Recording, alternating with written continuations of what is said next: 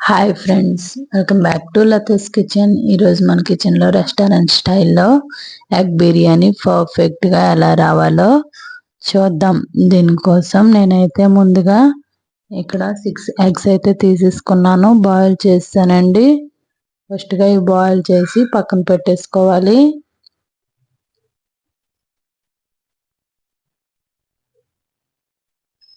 చూడండి, బాయిల్ అయిపోయాయి కదా, ఇలా పైన తోలు తీసేసి ఇలా ఘాట్లు పెట్టేసుకోవాలండి. ఇలా ఘాట్లు పెట్టేసుకుంటే ఉప్పు, కారం, మసాలా అనేవి ఎగ్లోకి వెళ్ళి టేస్ట్ బాగుంటుంది. అన్ని ఎగ్స్కి ఇలా ఘాట్లు పెట్టేసుకోండి. నెక్స్ట్ ఒక ప్యాన్ తీసుకొని ఆ ప్యాన్లో 2 టేబుల్ స్పూన్ ఆయిల్ వేసేసుకొని దీంట్లోనే 1/2 టీ స్పూన్ పసుపు, 1/2 టీ స్పూన్ కారం, రుచికి సరిపడా సాల్ట్, ధనియాల పౌడర్, జీరా పౌడర్ వేసేసుకొని చూడండి, ఇవి ఒకసారి కలిపేసి దీంట్లోనికి మనం ముందుగా ఘాట్లు పెట్టేసి ఉంచుకున్నాం కదా బాయిల్ చేసిన ఎగ్ ఇందులోనికి యాడ్ చేసేసుకోవాలి.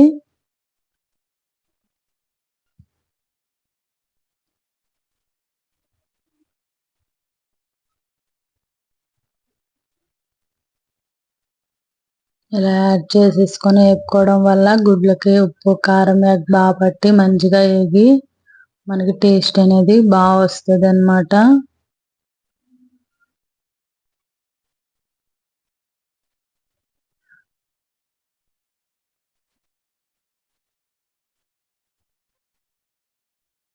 దీన్ని సైడ్ పెట్టేసుకోవాలి.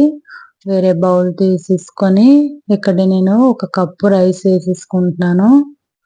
చూడండి, ఒక కప్పు రైస్ వేసేసుకొని ఇక్కడ నేను బాస్మతి రైస్ తీసుకున్నాను. మీరు నార్మల్ రైస్ కూడా తీసేసుకోవచ్చు. బాస్మతి రైస్ ముందుగా నార్మల్ రైస్ అయినా నానబెట్టాలి, బాస్మతి రైస్ అయినా నానబెట్టుకుంటే పలుకు అనేది పొడి పొడిగా బాగా వస్తుంది.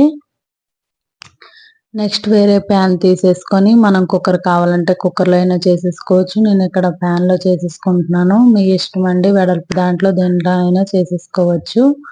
దాంట్లో 2 టేబుల్ స్పూన్ ఆయిల్ వేసేసుకొని గీ కూడా వేసేసుకోవచ్చు. నేను ఇక్కడ గీ అయితే వాడలేదు, ఆయిల్ ఒకటే వేసాను. మసాలా దినుసులు, లవంగాలు, దాల్చిన చెక్క, యాలకులు ఇవన్నీ కూడా యాడ్ చేసేసుకొని జీలకర్ర, ధనియాలు, కొంచెం నువ్వులు వేసేసుకున్నాను. ముందుగా కట్ చేసి పెట్టుకున్న 2 పచ్చిమిరపకాయలు, ముందుగా కట్ చేసి పెట్టుకున్న ఉల్లిపాయలు 2, టమాటాలు 2 యాడ్ చేసి చూడండి, కొంచెం మగ్గాక ఇందులోనే నేను ముందుగా తయారు చేసి పెట్టుకున్న అల్లం వెల్లుల్లి పేస్ట్ కూడా పచ్చివాసన పోయేంత వరకు వేపేసుకోవాలి. చూడు, ఇలా వేపేసుకున్న దాంట్లో బాగా దగ్గరగా మగ్గిపోయింది కదండి. దీంట్లోనే మనం రుచికి సరిపడా సాల్ట్, కొంచెం ధనియాల పౌడర్ 1 టేబుల్ స్పూన్, జీలకర్ర powder 1 table spoon, garam masala powder 1 table spoon add చేసేసుకోవాలి. ఇలా యాడ్ చేసేసుకొని ఒకసారి మొత్తం కలిపేసుకోవాలి.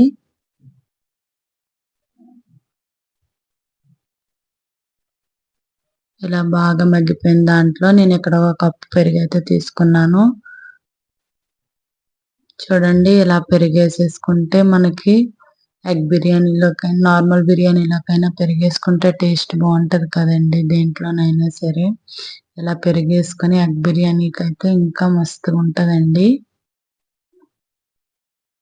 ఇలా మొత్తం పెరుగంతా మగ్గిపోయి ఇలా వచ్చేటప్పటికి చూడండి, బాగా దగ్గర ఇంకిపోయింది కదా. దీంట్లోనే మనం ముందుగా పెట్టుకున్న బాస్మతి రైస్ ఉన్నాయి కదా, అది వాటర్ తీసేసి ఇలా నానబెట్టిన రైస్ ఇందులో వేసేసుకొని దానిపైన ఎగ్ పెట్టేసేసుకోవాలండి.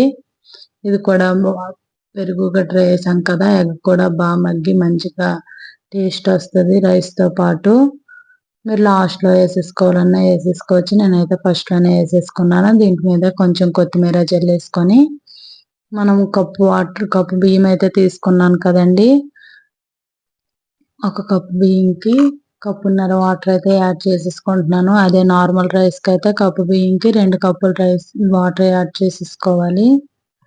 చూడండి పైన కొంచెం గీ వేసేసుకున్నాను. అంతే ఫ్రెండ్స్, ఎగ్ బిర్యానీ రెడీ అయిపోయింది. ఎంతో ఈజీగా టేస్టీగా రెస్టారెంట్ స్టైల్లో ఇంట్లోనే ఇలా చేసుకుంటే హెల్త్ కూడా చాలా బాగుంటది. ఇంట్లోనే కదా, ఎంతో టేస్టీగా ఈజీగా ఒకసారి ట్రై చేసేయండి మరి.